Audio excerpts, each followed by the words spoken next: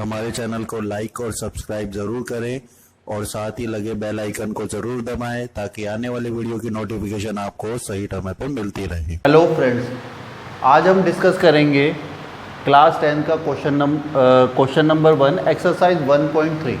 Okay, prove that √5 is a irrational number है। हमें इसे इर्रेशनल नंबर को कभी भी ऐसा क्वेश्चन है, इर्रेशनल नंबर को रैशनल नंबर पहले मानना है आपने, क्योंकि प्रूफ तभी कर पाओगे जब तुम उसे रैशनल नंबर मान के चलोगे। ओके, 9th क्लास में भी रैशनल नंबर आपने पढ़ा था। कभी भी रैशनल नंबर जो होता है वो P/Q की फॉर्म में होता है, ठीक है। और या आप इसकी जगह कुछ और भी मान सकते हैं, A और B भी मान सकते हैं, ठीक है। तो अब यहाँ पे A और B मान के चल लेते हैं, यानी कि let √5 is a rational number. सबसे पहले हम इसे क्या मानेंगे? रैशनल नंबर मानेंगे। इर्रेशनल नंबर को प्रूफ करने के लिए सबसे पहले हमें रैशनल नंबर मानना ही पड़ेगा उसे, ठीक है। अब देयरफॉर, अभी मैंने बोला था एक नंबर ऊपर एक नंबर, यानी दो इंटीजर्स होते हैं, एक ऊपर और एक नीचे। A और B मान लो, P और Q मान लो, कोई फर्क नहीं पड़ता। Therefore we can find two integer A and B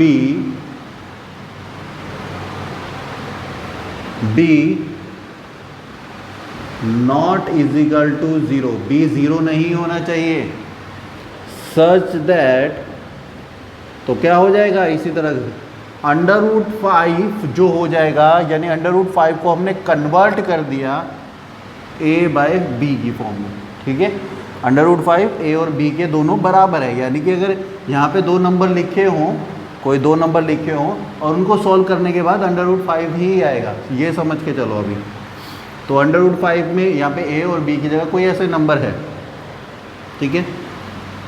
now अब हम क्या करेंगे, माना let A and B have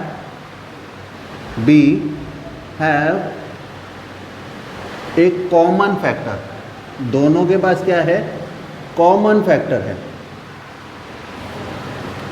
common factor other then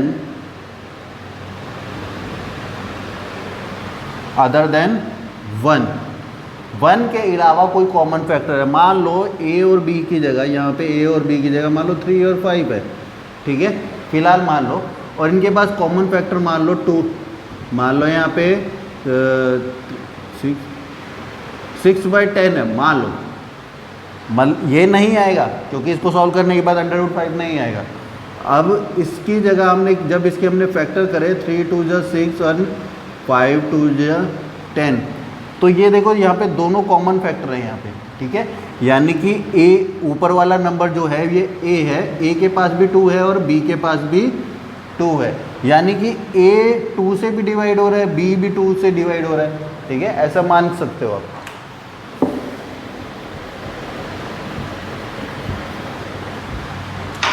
ठीक है। A और B दोनों के पास एक कॉमन फैक्टर है जो कि 1 से अलग है, ठीक है। अब क्या करेंगे हम, जो इनके पास कॉमन फैक्टर है, then we can divide them by the common factor. Common factor से हम इसको क्या करेंगे? डिवाइड कर देंगे, ठीक है। और फिर हम क्या कर लेंगे? एज्यूम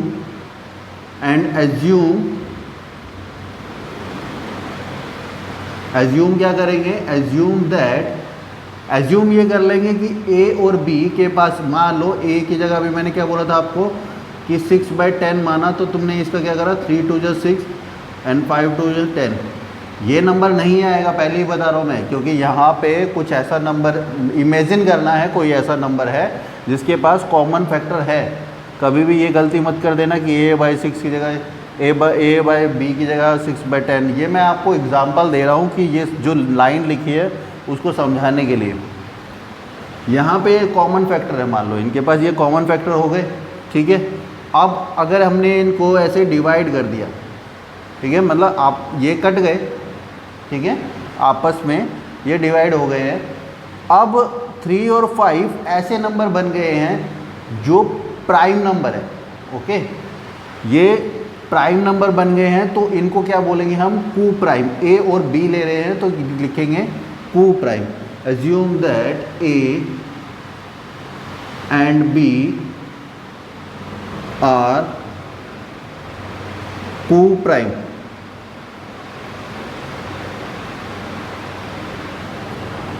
ओके, अब हम क्या करेंगे,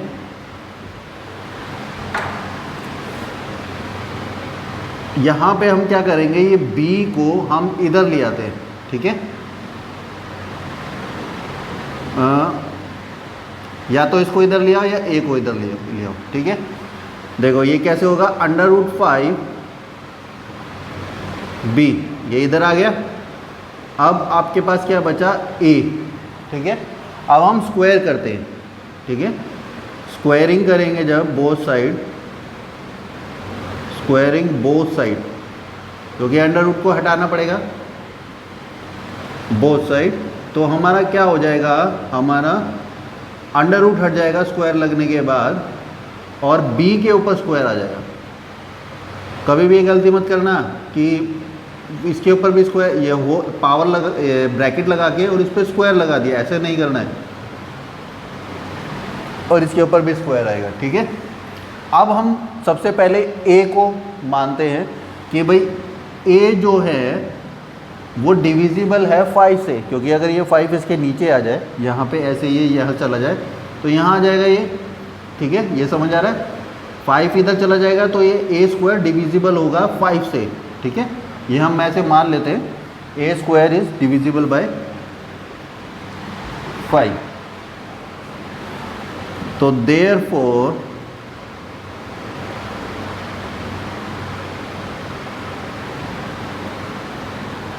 a² is divisible by 5 and it can be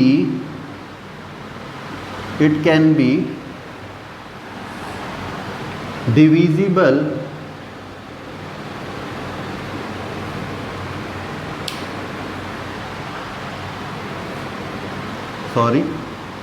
और हम क्या कह सकते हैं इसको, देखो a² इज डिविजिबल बाय 5, तो हम ये भी कह सकते हैं, it can say that, we can say that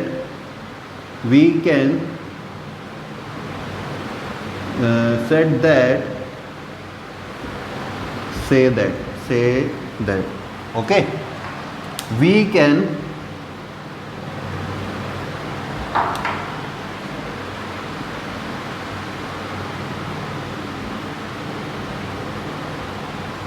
say that a is also divisible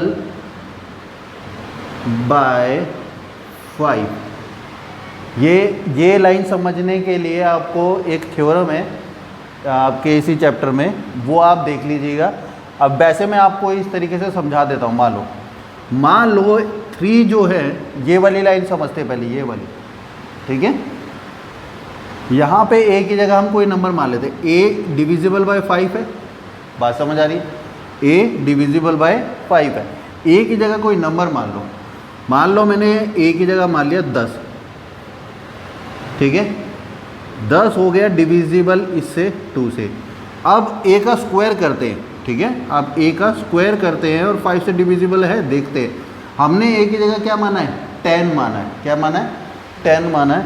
तो क्या हो जाएगा, 10 का स्क्वायर हो जाएगा और ये क्या हो जाएगा, 100 हो जाएगा। 100 तो ये भी डिवाइड हो जाएगा, मतलब उसका स्क्वायर भी डिवाइड होता है। यानी कि यही ऐसे ही लिखा है, a का स्क्वायर अगर डिवाइड है 5 से तो हम ये कह सकते हैं कि a इज़ आल्सो डिविजिबल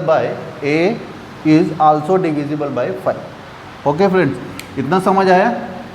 चलो आगे देखते हैं क्वेश्चन कि इसी क्वेश्चन को जहाँ हमारा लास्ट हुआ था, ठीक है। अब हम क्या करेंगे, let a is equal to 5k, a को क्या मानेंगे, 5k मानेंगे, where k is a integer, k को क्या मानेंगे, एक इंटीजर मानेंगे हम, ठीक है। अब देखो यहाँ पे क्या होगा, जब हमने a 5k माना तो जो इसके पहले वाली जो वैल्यू आई थी हमारे पास, कौन सी वैल्यू आई थी, मैं साइड में लिख के याद दिला देता हूँ आपको। हमारे पास आया था a² इधर था और 5 ऐसे था, और हमने इसको यहाँ नहीं लिया था, यहाँ पे ऐसे आ गया था हमारा, ठीक है, 5b² ऐसे आ गया था। तो ये इक्वेशन बनी थी। तो अब हम देख लेते हैं क्या है। अगर हम a की जगह 5k ले लें, ठीक है, a इधर था, 5b² ऐसे था, ठीक है।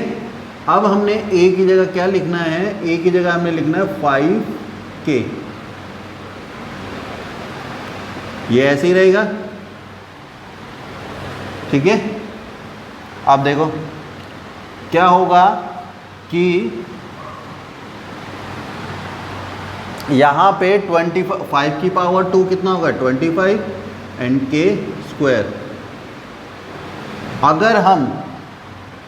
अगर हम इसको डिवाइड करें, 25 को 5 से डिवाइड करें तो यहाँ पे 5 आ जाएगा। तो ये वैल्यू जो बचेगी, ये हम शॉर्टकट में भी कर सकते हैं, हम सीधा ये लिखने के बाद, इस स्टेप के बाद इस स्टेप पे भी आ सकते हैं, ठीक है। लेकिन ये आपको समझाने के लिए मैं बता रहा हूँ, ठीक है। अब यहाँ पे हमने देखा,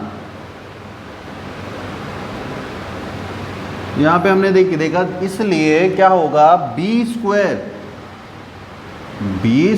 is divisible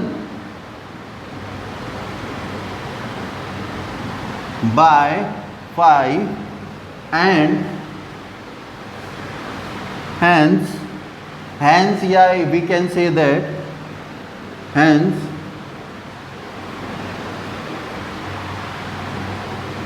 b is also divisible by 5, ठीक है। b² अभी आपको समझाया, b² और b वाला मतलब जो वाला जो ऐसे था, a² डिवाइड था 5 से, वही वाला ये चीज़ है, ठीक है, अलग नहीं है इसमें। अब हमने क्या करना है, अब हमें पता चल गया कि a का स्क्वायर जो हो रहा है वो भी 5 से डिवाइड हो रहा है और b का स्क्वायर भी 5 से डिवाइड हो रहा है, यानी a और b दोनों 5 से डिवाइड हो रहे हैं, यानी 5 इसके पास कॉमन फैक्टर है। This implies that A and B have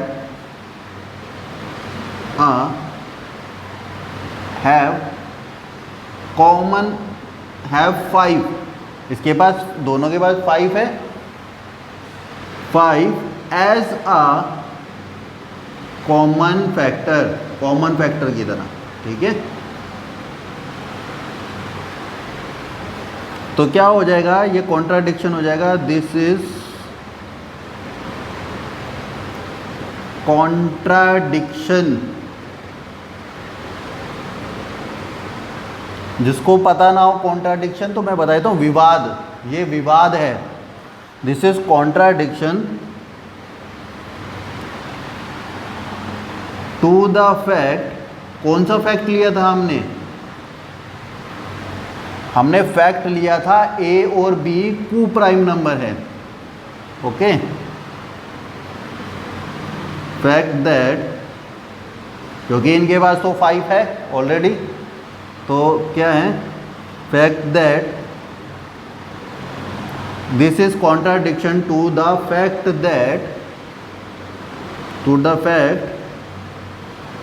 A that लगा देते, A and B are coprime. ठीक है, मतलब ये को प्राइम है, इस पे कॉन्ट्राडिक्शन हो गई है। ठीक है, अब क्या होगा, अब हम क्या करेंगे, therefore we cannot express